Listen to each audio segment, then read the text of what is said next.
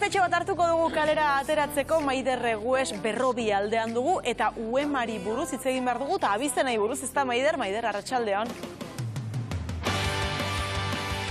Kaixo, arratsaldeon lagunok, zer modu zaudete? Bai, arratsaldeon Berrobitik izan ere abian jarri den kanpaina bati buruzko xehetasuna jasotzera etorri gara Berrobira.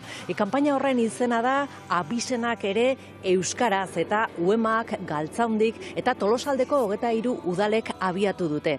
Izan ere, Tolosan ere herritar askok dauzkate abizen euskaldunak, baina erdal grafiaz idatzita agiri ofizialetan, eta kanpaina honekin bultzatu nahi dena da herritar horiek pausoa eman dezaten, prozesu administratibo hori martxan jarri dezaten, haien abizenak era ofizialean euskaraz agertu daitezen dokumentu ofizialetan. Eta kanpaina honi buruzko xehetasunak ni baino asko hobeto beste pertsona batek emango dizkigu. Hementxe daukagu gurekin Maider Ugartemendia, bera da UEMako Tolosaldeko teknikaria. Arratsaldeon, Maider. Arratsaldeon, Maider. Bueno, ez da lehenengo aldia UEMak martxan jartzen duela halako kanpaina bat, ez da? Hoi da, hainbat aldiz jarri behar izan dugu kanpaina hau martxan, kanpaina egiten deun aldiro herritar askok abizenak euskalduntzen dituzten arren, oraindik ere badaudelako euskal herritar asko, abizen euskaldunak izanik ere erderazko grafiaz idatzita dituztenak. Ondo.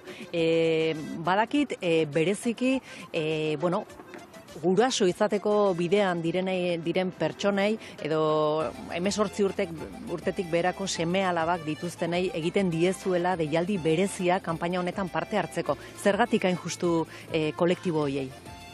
Guraso izateko bidean direnei edo 18 urtetik bera dituztenei egiten zaie bereziki deialdia, beraiek aldatuta sistematikoki beraien seme alabei ere aldatzen zaizkelako abizenak. Ados. Eta, pixkat praktikotasunera jota, jakin behar dugulako ze agiri behar diren prozesu administratibo hori martxan jartzeko, eta non egin behar den prozesu guzti hori. Esplikatuko diguzu pixka bat?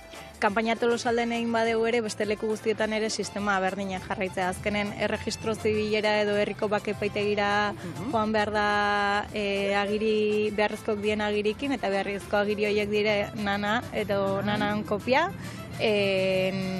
erroldagiria, jaiotze ziurtagiria, eta seme-alabak dituztenen kasun familia liburua. Eta zenbat denborara jasotzen da erantzuna? Asko tardatzen du edo berehalakoa da, zenbat gutxi gora bera? Normalean berehalakoa izan lehiken arren, gehienez 3-4 hilabeteko luzapena izan dezake prozesuak. Eta zer gertatzen da adibidez, Maider, familia batean, 18 urtetik gorako seme batek o anai batek abizena aldatu nahi badu, euskarazko grafian jarri nahi badu, eta gainontzekoek ez. Hori nolabaiteko arazo bat da epailearentzako adibidez? Ez, 18 urtetik berako anai-arreben artean, bai da derrigorrezko anai-arreba guztiek aldatzea abizena, baina 18 urtetik gorakoetan anai-arreba batek aldatu dezake eta besteak ez. Ados. Egia da, prozesu administratibo txiki bat egin behar dela, 4 agiri baino ez dira, oso toki, gertuko tokietan egin daitezke agiri horiek aurkeztu eta bar, baina hor badira pertsona batzuk, horrek igual pixkate nagikeria, pereza pixkate ematen diena, pauso hori ematea, UEMaren mezua zein litzateke? Gure mezua da azkenen, gure hizkuntza minorizatua da, eta horren ondorio da baita gutako askok abizena erdal grafiaz idatzita izatea, eta hizkuntza normalizazion pauso bat gehiago da, ezta? Zure hizkuntza idatzita izatea zure abizen hori, ezta? Azkenen euskaldunak gea, abizenak ere euskaldunak dira, eta euskal grafiaz idaztea bada aldarrikatzeko modu bat, ezta? Oso ondo.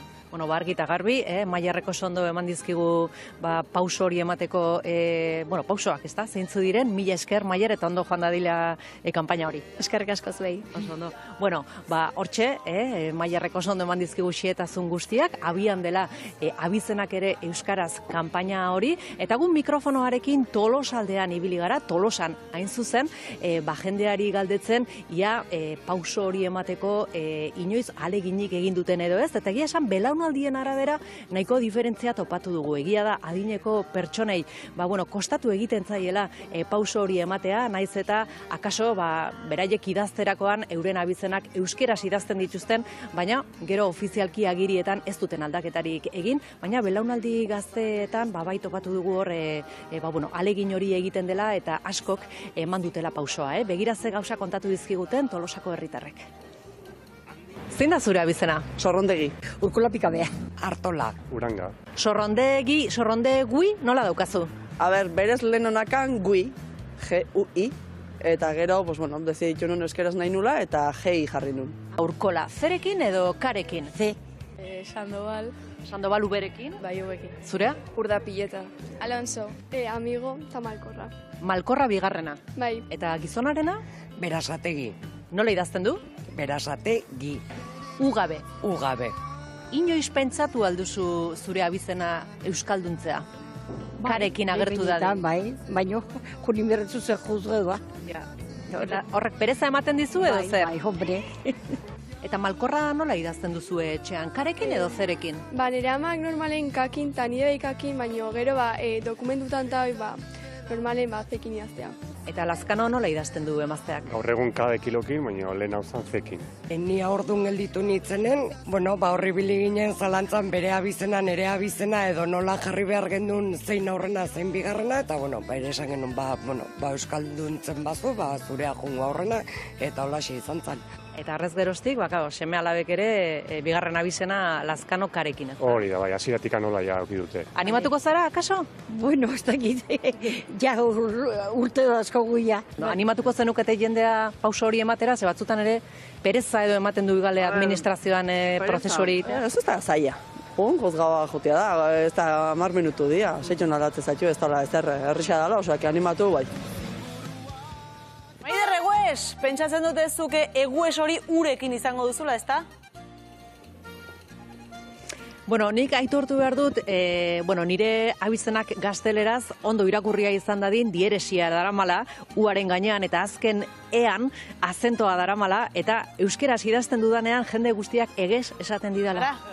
Egira, Maider Egues, mila eskerre gaur gurekin izatearen, ongi izan eta ongi bukatu. Gaurko eguna, ze pentsatu ondo, Maialen. Eskerrik asko. Ongi izan. Bikote, laizter dugula 1000. saioaren festa.